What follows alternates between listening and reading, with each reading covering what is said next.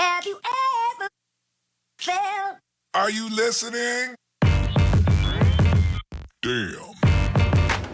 Hey, what's up everyone? Welcome back to another episode of Race to 100. I am Rick Storsell. And I'm Neil Batang. And today, you may notice we have a different background, which we're trying out something a little different for this episode and the next one. Recently, a poll by the Pew Research Center came out talking about what race looks like in America from both the white perspective and the black perspective. So, Neil, what do you know about Pew Research Center? What I know about Pew Research Center, it is one of the more credible research centers when it comes to surveying different topics and issue in America. And this study that Rick and I were able to touch base on can be found on NPR's website.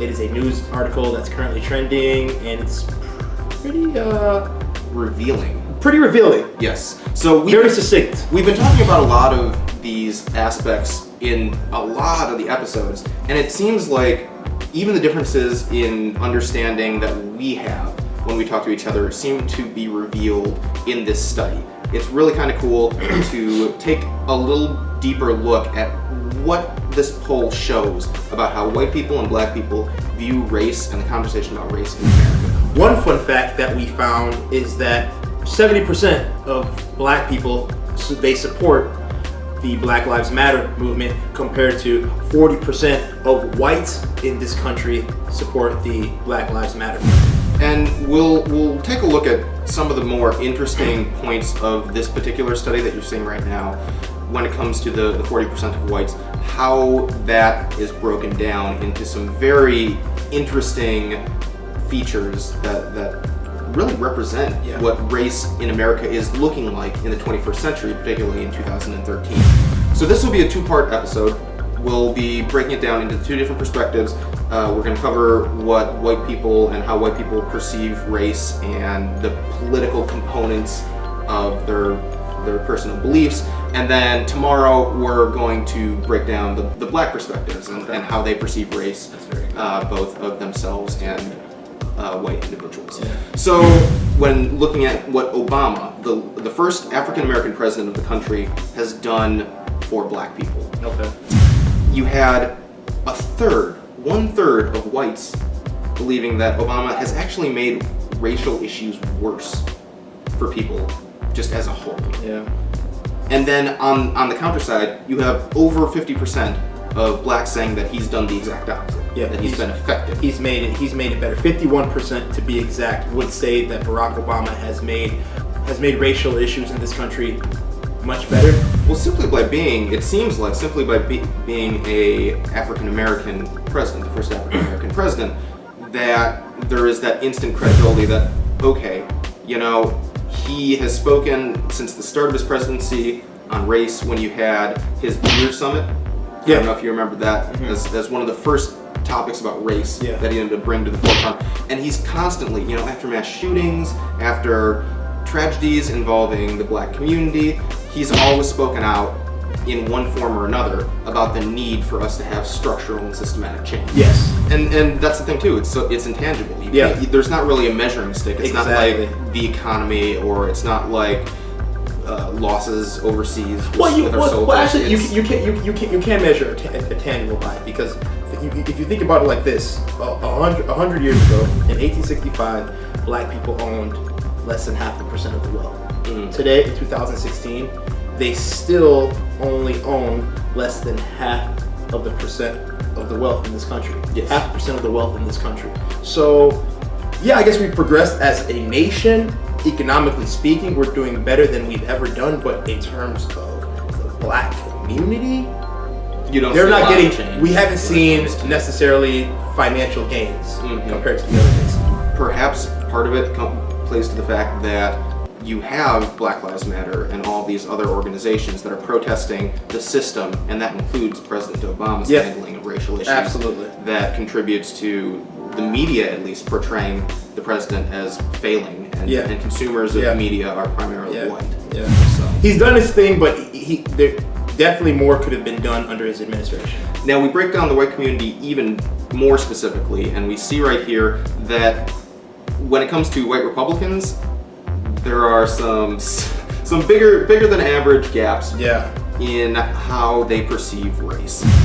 So that was a very interesting breakdown, and we were trying to figure out specifically how this shift broke down even further and what sort of progress we were actually making when it came to public perspective on the issue of race. And it was startling because you'll see that the younger that you are, the more educated that you are, and if you're Democrat versus Republican, you are more likely as a young Democrat college graduate to be aware of how your whiteness has impacted your place in society. What about the young Republican college graduate race? Oh my goodness, that is quite different.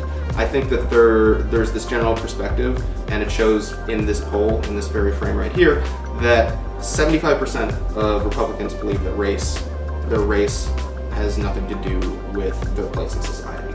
Okay.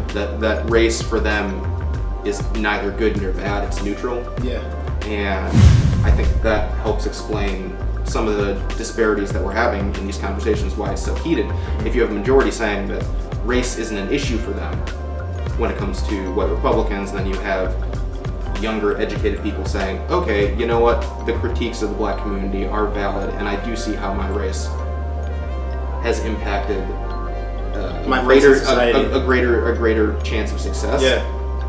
I think that is due in large part to the favorable media coverage that the black community has received simply in the conversations that are happening every single day. There's always something new on race that's being talked about, and more young people seem to be favorable to that. I'm telling you, man, it's the hip hop culture. Rap music. You had mentioned that a possible theory of that is the influence of rap music into the white culture. Yeah, the boom of rap music in the 80s being I guess transitioned, because there are studies that suggest that hip hop culture / rap music has broken more barriers than the civil rights movement. Younger white people tend to empathize with the racial inequalities that black people suffer compared to older white people, because younger white people have a higher likelihood of listening to rap music, black music. So that definitely plays a factor. And then that's also reflective in perspectives. We had talked a little bit about this at the beginning of the favorability of Black Lives Matter, is that the younger you are, the more favorable you are to the Black Lives Matter movement. Yeah. You have 60% of people 18 to 29 who are in favor of Black Lives Matter in the sense that they somewhat strongly support. 60% of white people within that age range. That's surprising. Yeah, that was probably the most surprising stat for me, is that first of all, the 40% seemed pretty high. Yeah. Overall. Again, like I touched base on earlier, I thought that was astonishingly high. Like, I did not think it would be that high at all. There is tangible change when it comes to how white people perceive their race, and the younger that you are, you have the rising generations right now who acknowledge how race is an important part of your world conversation, even if you are white. Tomorrow we're going to talk about the black perspective and how they view race, which also is interesting because it's very different from this conversation. Yeah. In regards to how black people see the topic. Feel free to like, comment, or subscribe to our YouTube channel for more content. Rix, is there anything else you would like to add? We will catch you next time on Race to 100. Peace.